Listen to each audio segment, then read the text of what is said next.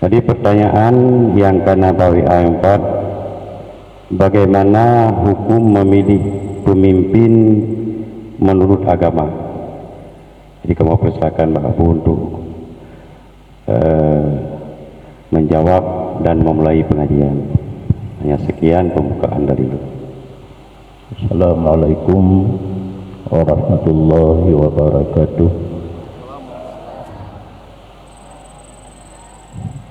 Hamdan lillah, salatan wa salaman ala rasulillah wa ala alihi wa ashabihi wa mawalah.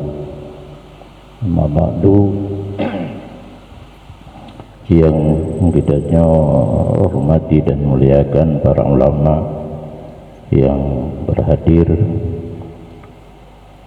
para unsur pemerintahan,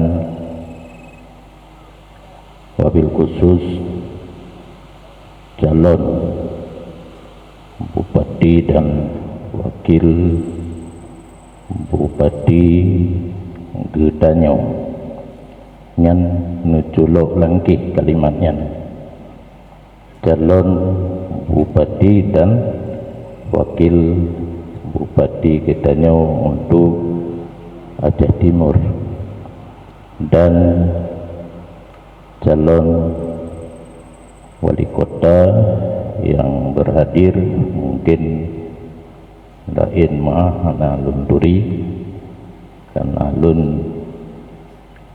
Jamil lah kita. Kemudian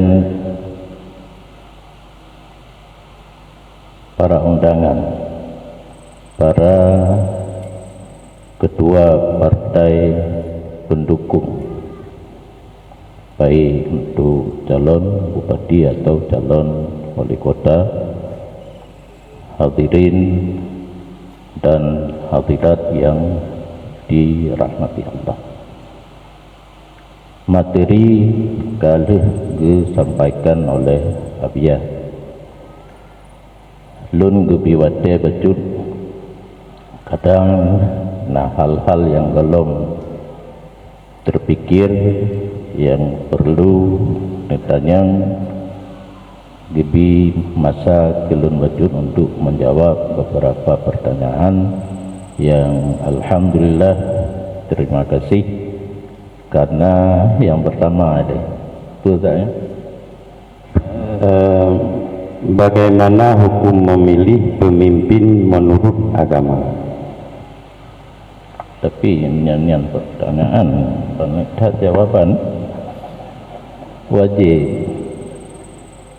wajib golput haram hanat nutup pilih nyan tagai yang jadi masalah menyogitannya na ingin pembaharuan dan perbaikan daerah danyo untuk masa depan, pilihlah pemimpin yang siap untuk melaksanakan perubahan dan perbaikan.